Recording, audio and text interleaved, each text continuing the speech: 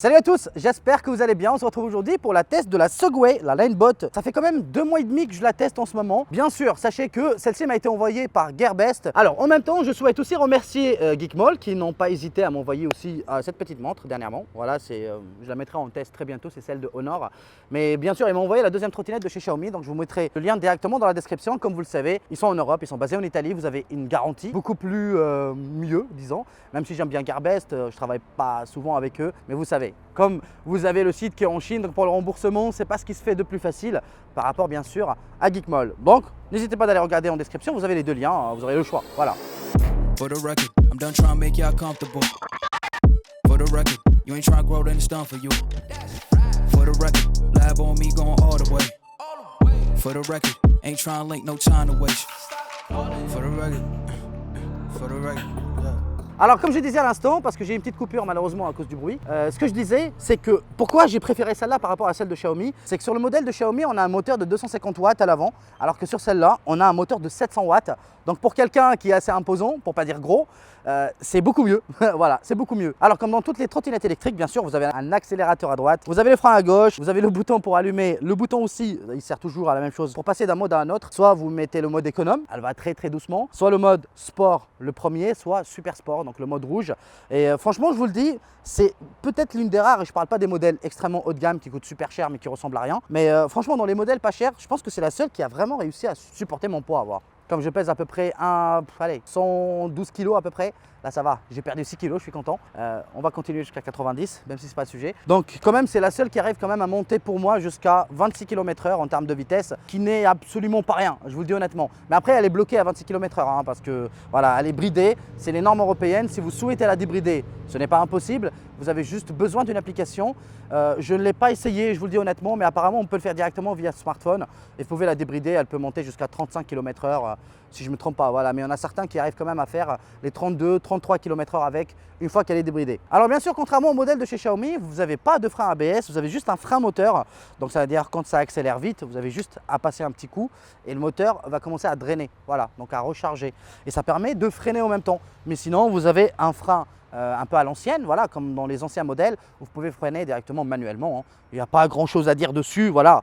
Alors bien sûr, en termes d'autonomie, elle propose une batterie de 4000 et quelques mAh, je vous mettrai le chiffre ici, je ne suis pas sûr du chiffre exact. Ils annoncent une autonomie de 25 km/h. Perso, je fais à peine 7 km/h. Ouais, je sais que vous allez me traiter de gros, je l'assume complètement. C'est 10 ans d'expérience d'entrecôte. Donc comme vous le voyez, comme je vous l'ai dit, franchement, en termes de design, je l'aime beaucoup. Celle de Xiaomi, je la trouve un peu plus jolie, un peu plus old school. Voilà, contrairement à celle-là. Mais au final, comme on a des roues pleines, on n'a pas des roues qui explosent comme sur le modèle de Xiaomi. Et je vous le dis en exclusivité, il y a un modèle de chez Xiaomi qui va sortir bientôt. Apparemment, je ne sais pas ce que ça sera vraiment la Ninebot, donc le même modèle, mais sous le nom de Xiaomi ou pas. Ou sinon, peut-être potentiellement un nouveau modèle directement dédié à Xiaomi, on ne sait jamais, ça peut arriver. Mais elle devrait arriver très bientôt. Donc d'ici, au moment où vous regardez cette vidéo, on est dimanche, je la tourne samedi. Il faut attendre 2 semaines. Voilà, dans 2 semaines, vous aurez le nouveau modèle de chez Xiaomi.